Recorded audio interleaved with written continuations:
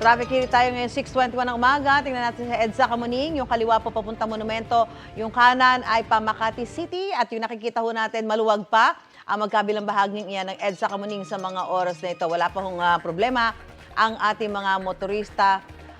Dahil doon sa nakikita ho natin, well, probably may mga kinalaman din dyan yung pagsuspindi ng klase sa ilang paaralan ngayon dahil nga po doon sa inaasahang matinding init ngayong araw na ito. Samantala, sa Commonwealth Avenue naman, napapuntang Quezon Memorial Circle, yung nakikita ho natin, hindi ho ganun kakapal ang volume ng mga sasakyan.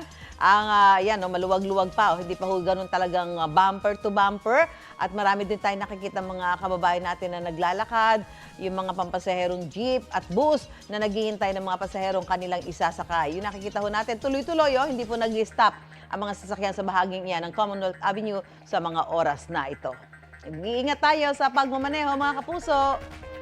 Gusto mo bang mauna sa mga balita? Mag-subscribe na sa GMA Integrated News sa YouTube at tumutok sa unang balita.